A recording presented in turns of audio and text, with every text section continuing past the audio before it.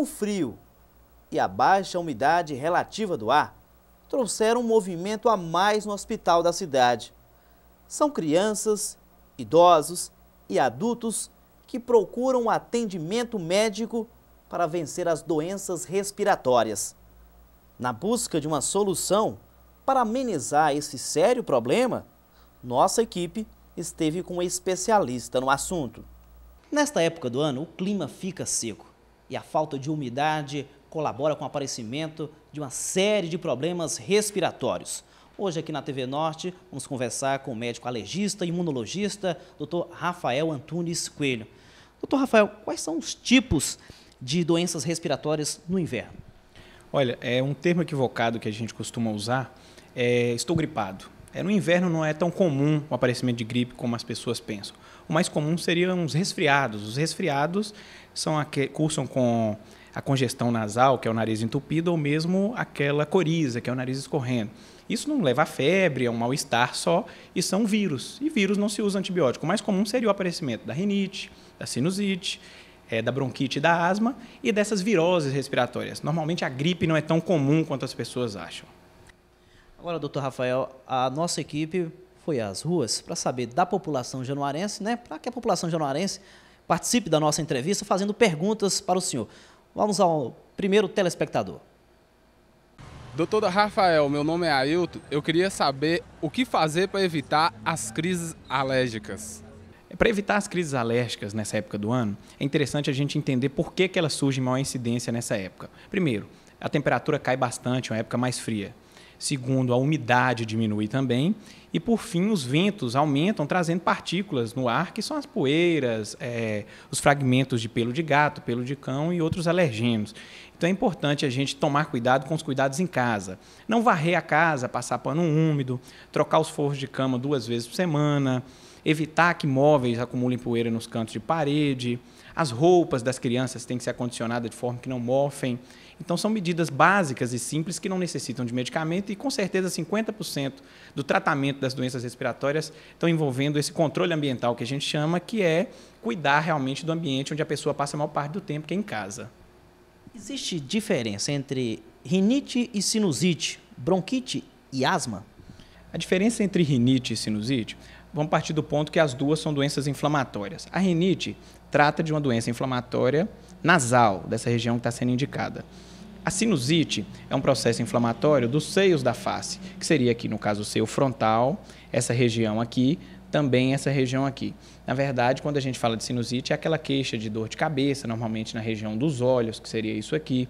É uma coriza com catarro esverdeado ou amarelado, e aquela pessoa com catarro na garganta, com o conhecido pigarro, às vezes ela apresenta. E a rinite é aquele quadro de espirros frequentes, rinorreia, que é o nariz escorrendo com frequência, mas normalmente aquela coriza esbranquiçada ou clara, e os espirros, Os espirros são muito frequentes nessa pessoa com rinite alérgica. Doutor, a constante falta de ar pode ser considerada asma? O que causa asma? São as mesmas entidades patológicas. Bronquite e asma são a mesma coisa. A bronquite é um termo usado há mais tempo, que é um processo inflamatório nas vias aéreas que ele ocorre ocasionalmente. A asma é um processo inflamatório das vias aéreas crônico, que cursa com falta de ar, tosse e chiado no peito. Bom, isso aqui tem uma figura que ilustra muito interessante isso aí. Aqui é um pulmão, onde ocorre a troca de ar. E por que essas duas pessoas com a bronquite e a asma, que no final das contas é a mesma coisa, elas sentem a falta de ar, aquele chiado? Isso aqui seriam os alvéolos, onde ocorre a troca pulmonar, que sai o ar com gás carbônico e entra com oxigênio para a pessoa utilizar nas suas funções vitais. Quando ela tem esse processo inflamatório, fica difícil essa troca. E com a dificuldade da troca, o ar passa fazendo aquele barulhinho do chiado que a gente já conhece. O processo inflamatório ele é crônico, é um processo que piora a cada dia quando não tratado, então é importante que essa troca de ar seja feita de forma adequada, principalmente nas crianças, para que não prejudiquem o crescimento e nem o desenvolvimento escolar e nem o desenvolvimento do dia a dia dessa criança. Doutor, eu queria saber porque que o meu filho está tossindo muito, porque eu já fui aqui consultar no médico e sempre eu consulto ele e continua tossindo. Qual é o motivo que ele está tossindo desse jeito? E queria saber qual é o remédio que é bom para essa tosse, que ele continua tossindo e com febre ao mesmo tempo.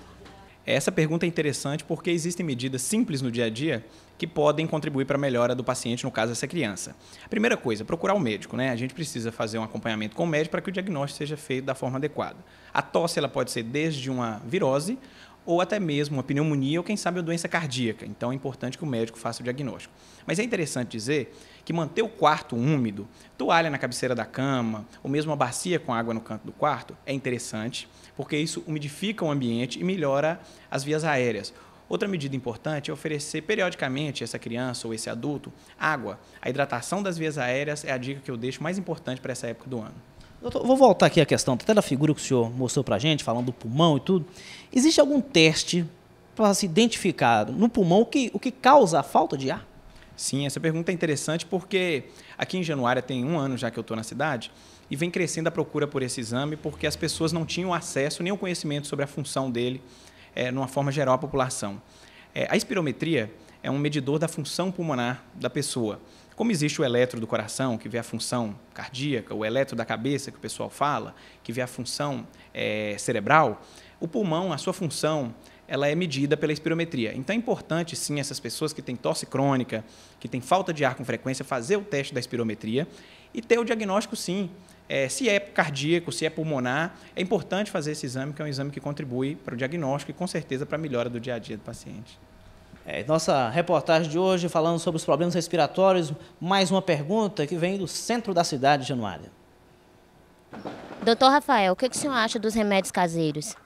Eu não vejo nenhum problema no uso de medicamentos caseiros, desde que o diagnóstico da doença seja feito de forma adequada, porque a pessoa tem que saber o que ela tem para saber o que ela precisa tomar. Não adianta tomar um chá, que realmente o chá da avó, o chá da mãe é muito legal, mas com o diagnóstico feito da forma certa, sem achar que está tratando a doença que não existe, né? Tem que descobrir certinho o que tem. Doutor Rafael, muitas pessoas com falta de ar, principalmente as crianças ou até mesmo adultos, procuram fazer a nebulização lá no posto de saúde ou quem tem um aparelho em casa faz em casa. O senhor pode falar sobre isso? A nebulização é um tratamento de crise. A asma e a bronquite, como já foi dito, ela tem um tratamento usado nas crises e um tratamento intercrises, que é aquele momento que está bom, mas que precisa ser feito um contínuo tratamento para que não venham as crises. A nebulização é um tratamento de crise. Realmente, no momento de falta de ar, o recurso que tem é a inalação, é aquela nebulização. Mas o importante é que procure um médico, seja feito o diagnóstico da forma correta, o tratamento por um período adequado para que não aconteçam as crises. O ideal é prevenir. O tratamento da medicina hoje não trabalha com tratar doenças, e prevenir doenças e dar qualidade de vida ao paciente.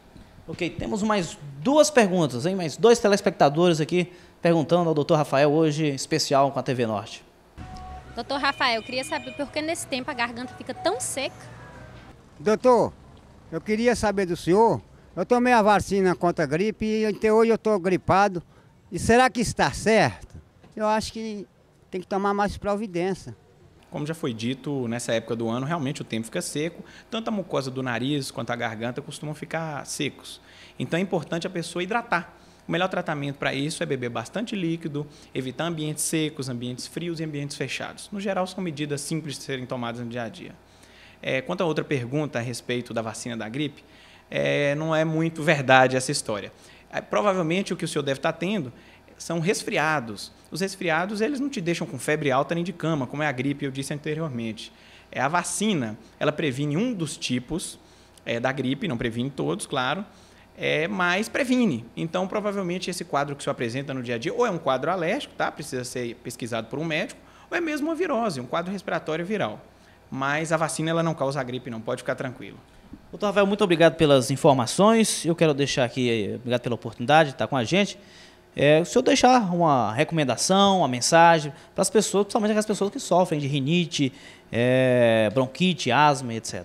Problemas respiratórios. Sim, olha, primeiro eu queria agradecer a oportunidade de estar aqui, porque eu acho que é uma oportunidade da gente estar esclarecendo. Essa época do ano, a informação é o melhor remédio, né, para poder tratar essas doenças respiratórias. E a cidade de Januária é uma cidade que tem um clima privilegiado pela questão do Rio São Francisco, a umidade do ar aqui é positiva nessa época do ano, mas mesmo assim a questão da poeira e os ventos prejudicam as pessoas quanto ao aspecto respiratório. Então a dica que eu deixo é que andem agasalhados, bebam bastante líquido, evitem ambientes fechados, poeira, ambientes que tenham substâncias que possam irritar seu sistema respiratório e foram ditas durante a entrevista. Essa é a dica que eu dou para essa época do ano e agradecer mais uma vez a oportunidade. Um abraço. Alergista e imunologista, Dr. Rafael Antunes Coelho, foi o nosso entrevistado aqui hoje na TV Norte.